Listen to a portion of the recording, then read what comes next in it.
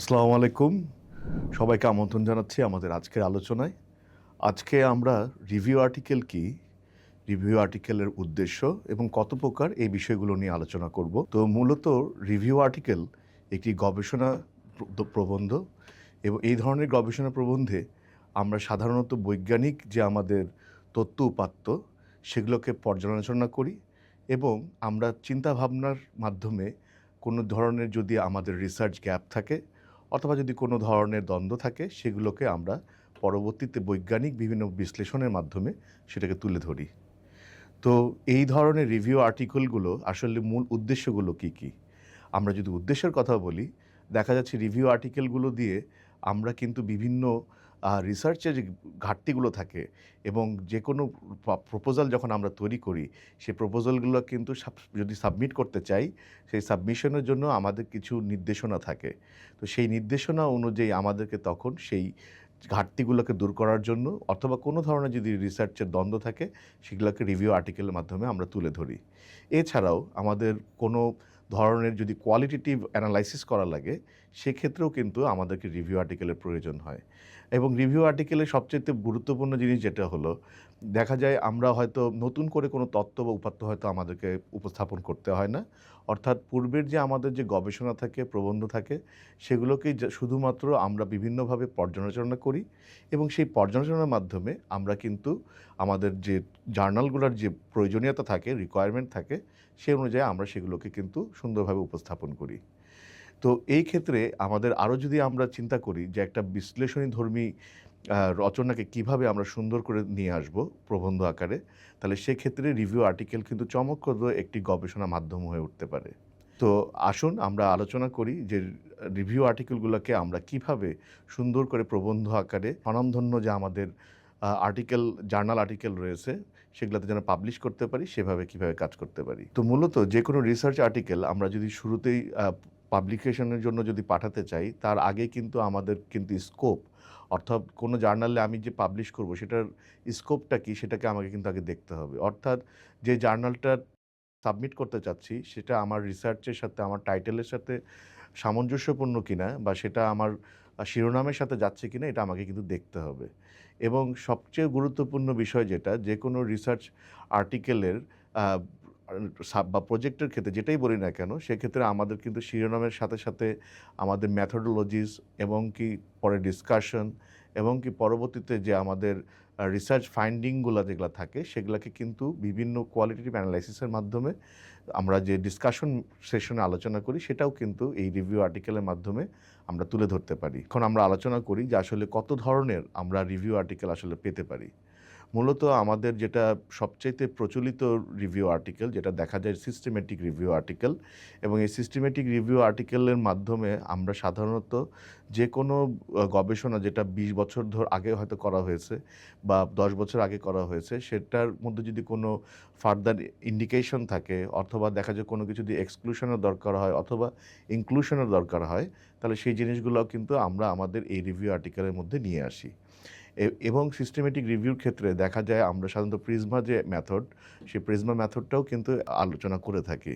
এবং এক্ষেত্রে আমাদের যে প্রেফার্ড রিপোর্টিং সিস্টেম যেটা এই মেটা অ্যানালাইসিসের ক্ষেত্রে এবং সিস্টেমেটিক অ্যানালাইসিসের ক্ষেত্রে, তো সেক্ষেত্রে আমরা সাধারণত একদম একটি অথেন্টিক জেনুইন রিসার্চ পাবলিকেশন সেটা যদি আমরা সাবমিট করতে চাই, এর জন্য আমাদের যে গাইডলাইনগুলো ফলো করতে হয় একটা রিসার্চ আর্টিকেলে, ঠিক একই পরিমাণ বা ঠিক একইভাবে আমাদেরকে কিন্তু সেই কাজগুলো করে যেতে হয়। যেমন আমি যদি বলি, শুরুতেই আমাদেরকে শিরোনামগুলো দেখতে হয়, অর্থাৎ যে টাইটেলগুলো আমরা দেখি।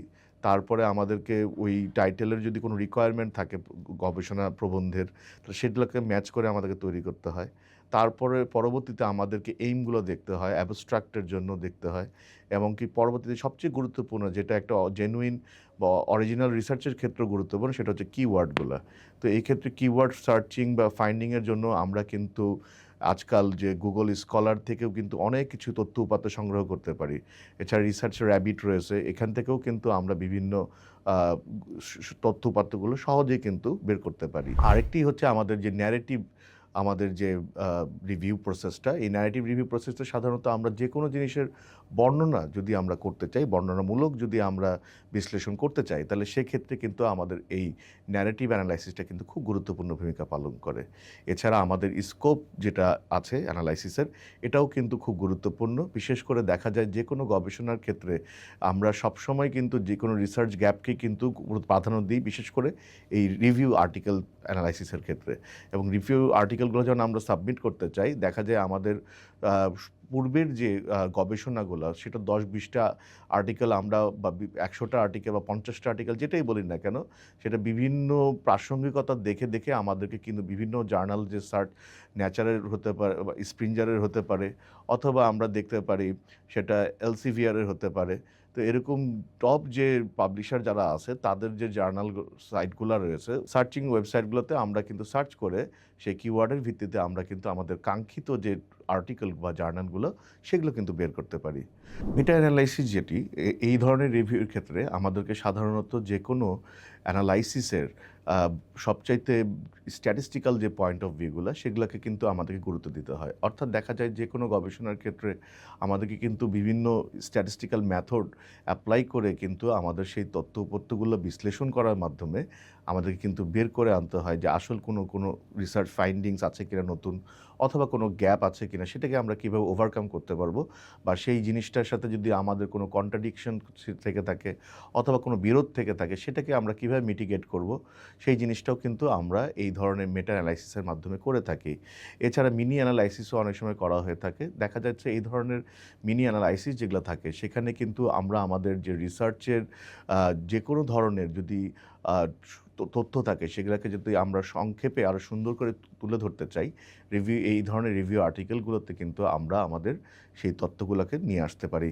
এবং আরেকটি সবচাইতে গুরুত্বপূর্ণ আমার কাছে যে জিনিসটা মনে হয়, যে আমরা যে কোনো রিভিউ যখন করব, সবচাইতে বেস্ট অ্যাপ্রোচ হিসেবে আমরা সিস্টেমেটিক রিভিউ যে অ্যাপ্রোচটা, সেটাকেও কিন্তু গ্রহণ করতে পারি। কারণ এই সিস্টেমেটিক রিভিউর মাধ্যমে একটি প্রপোজাল কীভাবে সাবমিট করতে হবে বা প্রপোজালের যে বিষয়টা, এটাও কিন্তু চলে আসে।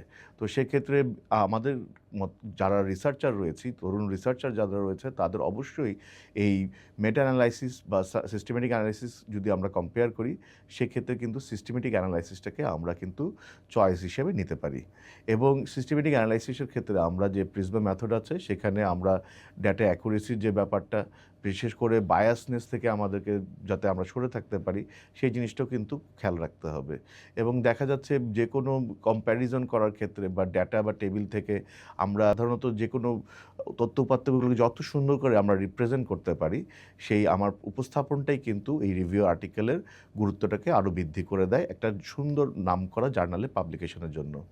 বিশেষ করে এক স্বনামধন্য আন্তর্জাতিক মানের জার্নালে যদি আমরা পাবলিশ করতে চাই এবং এই রিভিউ আর্টিকেলগুলো যখন পাবলিকেশনের জন্য আমরা পাঠাই, তখন সেক্ষেত্রে সবচাইতে গুরুত্বপূর্ণ হয়ে দাঁড়ায় কিন্তু এই সিস্টেমেটিক রিভিউ অ্যাপ্রোচটা। তো এই জন্য আমি সবাইকে রিকোয়েস্ট করব এবং অনুরোধ করব যে আসুন আপনারা রিভিউ আর্টিকেলের সম্বন্ধে আরও গবেষণা করুন, আরও এই বিষয়টা নিয়ে পর্যালোচনা করুন, এবং এক্ষেত্রে আপনাদের টপিক বা আপনাদের ইন্টারেস্ট এবং স্কোপ অনুযায়ী আপনাদের কাঙ্ক্ষিত থিসিস অথবা আপনাদের যে গবেষণা, সেটাকে যেন আপনারা একটি স্বনামধন্য আর্টিকেল হিসেবে একটি আন্তর্জাতিক মানের জার্নালে প্রকাশিত করতে পারেন, সেজন্য কাজ করেন। রিভিউ আর্টিকেলের সবচাইতে গুরুত্বপূর্ণ উদ্দেশ্য যেটা হলো, আমরা যদি ইন্ডাস্ট্রির কথা চিন্তা করি, বর্তমান ইন্ডাস্ট্রিতে কোনো যদি আমাদের নতুন ফাইন্ডিংসের প্রয়োজন হয়, তার জন্য কিন্তু আমাদের পূর্বের যে গবেষণা, সেই পূর্বের গবেষণাগুলোকে কিন্তু পর্যালোচনা করতে হয়। এবং এই পর্যালোচনার জন্য আমাদের কিন্তু বিভিন্ন ধরনের পার্সপেক্টিভ থেকে আমাদেরকে কিন্তু সেই রিসার্চ জার্নালগুলোকে সার্চ করতে হয়। এবং এক্ষেত্রে আমরা রিসার্চ গেট বলেন, অথবা আমাদের অ্যাকাডেমিয়া বলেন, অথবা আমাদের গুগল স্কলার বলেন, সেই ওয়েবসাইটগুলোতে গিয়েতে কিন্তু আমরা খুব সহজেই আমাদের কাঙ্ক্ষিত যে রিসার্চ আর্টিকেলগুলো সেগুলো কিন্তু পেয়ে যেতে পারি। এছাড়া ইন্ডাস্ট্রিতে যে কোনো রিসার্চের আউটকামটা সেটা কিন্তু জাস্টিফাই করা হয় একটি হাই ইন্ডেক্স পাবলিকেশনের মাধ্যমে। এবং হাই ইন্ডেক্স জার্নাল পাবলিকেশনগুলোতে অবশ্যই আমাদেরকে কী করণীয় এবং কী বর্জনীয়, সেটা কিন্তু অবশ্যই মাথায় রেখেই কিন্তু সেই পেপারটাকে সাবমিট করতে হয়। এবং এই ধরনের সাবমিশনের জন্য সবচাইতে বেশি গুরুত্বপূর্ণ যে বিষয়টা কাজ করে, ভাষা। অর্থাৎ রিভিউ আর্টিকেলেও কিন্তু আমার কী ধরনের আমি সেন্টেন্সটাকে তৈরি করছি অথবা কী ধরনের ভাষার প্রয়োগ ঘটাচ্ছি, এটাও কিন্তু খুব গুরুত্বপূর্ণ। কারণ দেখা যাচ্ছে আমি আমার ইন্ডাস্ট্রিকে অথবা যে টার্গেট অডিয়েন্সের কাছে আমি নিয়ে যেতে যাচ্ছি আমার রিভিউ আর্টিকেলকে, সেটা যদি আমি তাদের কাছে না নিয়ে যেতে পারি, তখন কিন্তু আমার শ্রোতারা কিন্তু সেই জিনিসটা বোধগম্য হবে না। এবং তারা কিন্তু আসলে সেই জিনিসটা যেটা আমি বা মেসেজটা দিতে চাচ্ছি আমার রিসার্চ পেপারের মাধ্যমে বা রিভিউ পেপারের মাধ্যমে, সেটা কিন্তু তারা কিন্তু সত্যিকার অর্থে বুঝতে পারবে না। তো আমি মনে করি এই জন্য আমাদের প্রত্যেক রিসার্চার এবং যারা এই রিভিউ আর্টিকেল নিয়ে যারা কাজ করবে, তাদের জ্ঞান ভাণ্ডারকে অবশ্যই পূর্বের যে গবেষণা সেটার সাথে মিল রেখে অবশ্যই নতুন একটা ফাইন্ডিংয়ের জন্য কাজ করে যাওয়া, এবং পূর্বের যদি রিসার্চে কোনো গ্যাপ থাকে অথবা ঘাটতি থাকে অথবা যদি কোনো দ্বন্দ্ব থাকে, সেই ধরনের দ্বন্দ্বগুলোকে কিভাবে আমরা সমাধানের দিকে নিয়ে একটি নতুন অ্যাপ্রোচ নিয়ে আসতে পারি বা নতুন সমাধান নিয়ে আসতে পারি, তার জন্য কাজ করে যাওয়া। সাধারণত পাঠক বা গবেষকরা একটা দেখা যায় একটা নির্দিষ্ট নীতিমালার মধ্যেই সবাই কাজ করে, এবং সেই নীতিমালার মধ্যে থেকেই কিন্তু আসলে রিভিউ আর্টিকেলের যে মানটা সেটাকে উন্নয়ন করে নিয়ে যেতে হয়। এবং এই ধরনের উন্নয়নের জন্য সবসময় কিন্তু একটা এডিটিং বা একটা রেগুলার বেসিস যে মনিটরিং, এটার মধ্যে থাকতে হয়। কারণ একটা পেপার যখন আমি লিখি, দেখা যাচ্ছে তারপরে কিন্তু সেটা কিন্তু কন্টিনিউয়াস একটা মনিটরিং অথবা সেটা একটা কিন্তু রিভিউ বা এডিটিংয়ের কিন্তু সিস্টেমের মধ্যে আমাদেরকে যেতে হয়।